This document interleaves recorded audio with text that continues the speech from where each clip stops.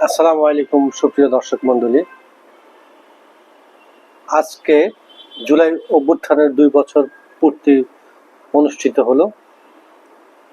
রাষ্ট্রীয় উদ্যোগ এবং পৃষ্ঠপোষকতায় এটাকে পালন করার জন্য যে মহতী উদ্যোগ রাষ্ট্র নিয়েছিল সেজন্য অভিনন্দন জানাই।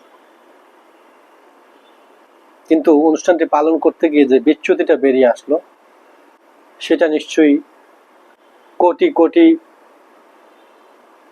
জনতার মধ্যে, বাংলাদেশের আবার বৃদ্ধ বনিতা সকলের মধ্যেই ক্ষত বা বেদনার সৃষ্টি করেছে। কারণ আমরা এখানে পরিষ্কার ভাবে দেখেছি যে জুলাই অভ্যুত্থানের যে মূল ইতিহাস সেটার ভয়ঙ্কর বিচ্যুতি ঘটেছে। মহাপুরুষদের কোনো বাণী মিথ্যার উপর দাঁড়িয়ে লিখিত হয় না। ইতিহাস কখনো সে মিথ্যাকে সত্য বলে মেনে নেয় না। ইতিহাসের ধর্মই হচ্ছে সে সত্যের উপরে সমুজ্জ্বল ভাবে প্রতিষ্ঠিত থাকবে।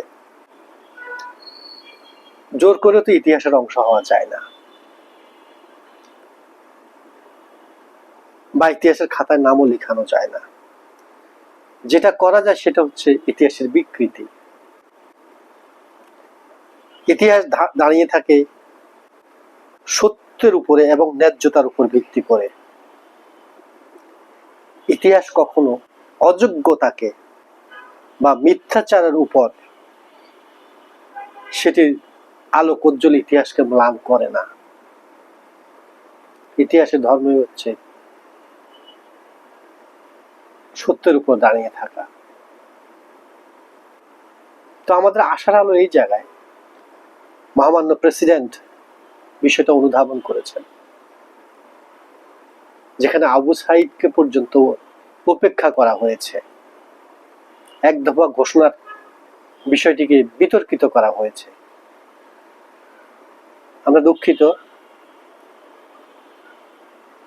যে মাত্র 2 বছরের মধ্যে জুলাইয়ের ইতিহাসকে বিভিন্ন ভাবে ভুলুণ্ঠিত করার অপচেষ্টা হচ্ছে বিভিন্ন মহল থেকে।